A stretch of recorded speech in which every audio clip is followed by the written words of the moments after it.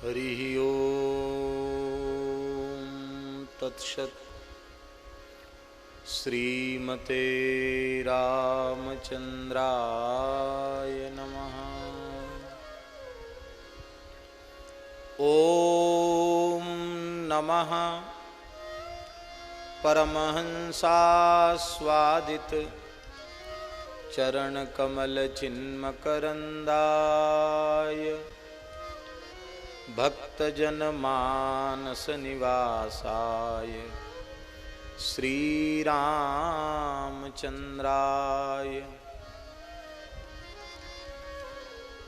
वागीशायस्य वदने लक्ष्मीर्यस्य च वक्षसि यस्यास्ते हृदये संवित् तं नृसिंहमहं भजे। विश्वसर्गविसर्गादि नवलक्षणलक्षितं श्रीकृष्णाख्यं परं धाम जगद्धाम नमामि तत्।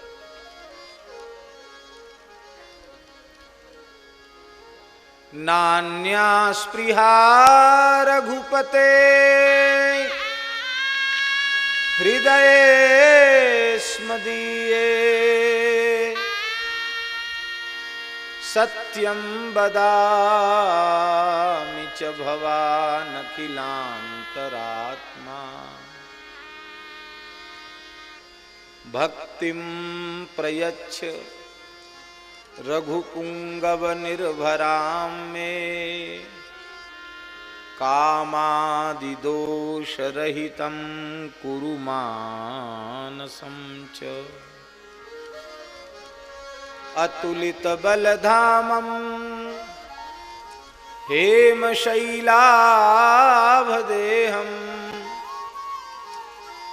दनुजवनकृशानुं ज्ञानिनामग्रगण्यं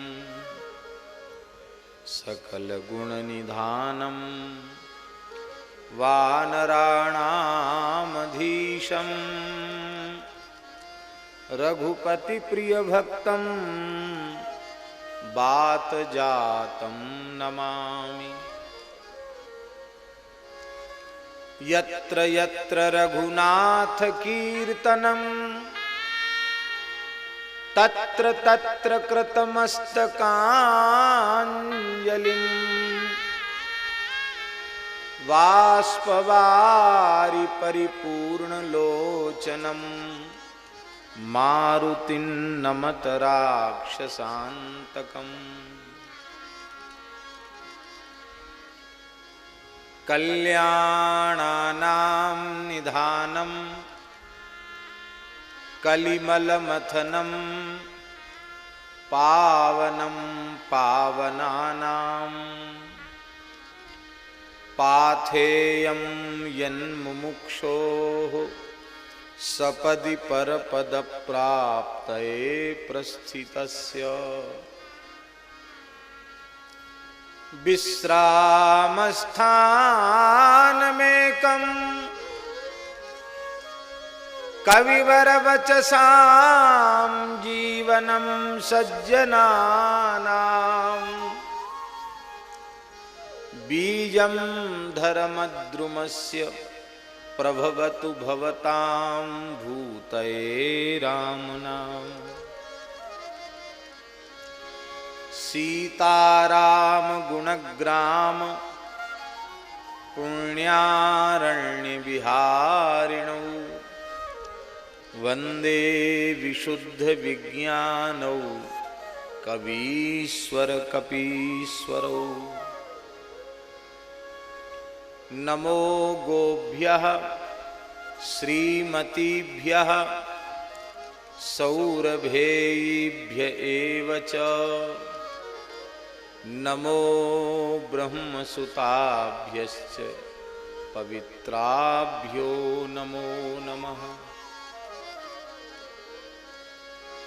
भक्त भक्ति भगवंत गुरु चतुर नाम बपुएक, इनके पद वंदन किए नाशे विघ्न अनेक। बंदऊ गुरु पद कंज कृपा सिंधु नर रूप हरि, महामोह तम पुंज जासु बचन रवि कर निकर।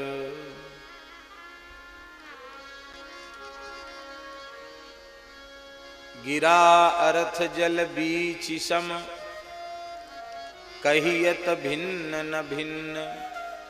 बंदऊ सीता राम पद जिन्हि परम प्रिय खिन्न।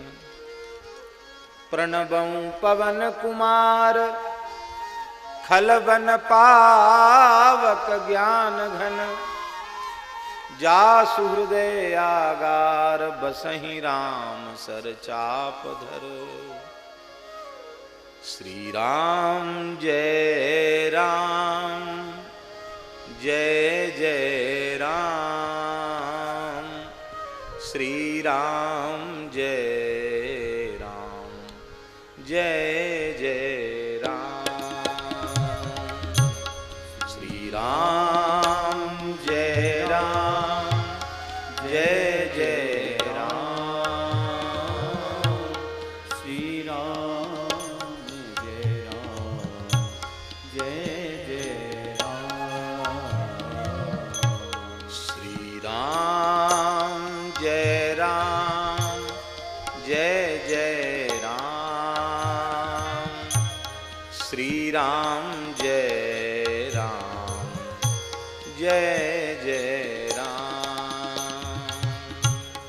श्री राम जय राम, गाइए जय जय राम। श्री राम जय राम, जय जय राम। श्री राम जय राम, जय जय राम। श्री राम जय राम, जय जय राम। श्री राम जय राम, जय जय राम। श्री राम जय राम, जय जय राम। श्री राम जय राम, जय जय राम।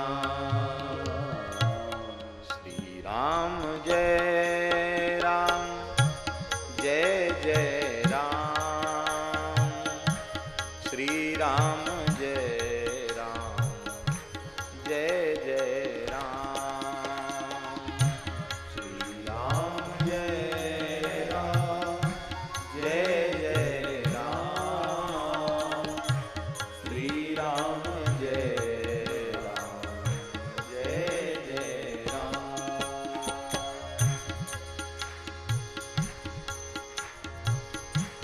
श्री राम जय राम, जय जय राम।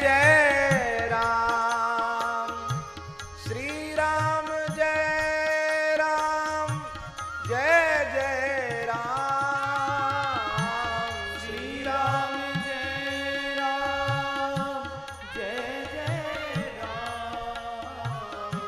श्री राम जय राम, जय जय राम। श्री राम जय राम, जय जय राम। श्री राम जय राम, जय जय राम। श्री राम जय राम, जय जय राम। श्री राम जय राम, जय जय राम। श्री राम जय राम, जय राम।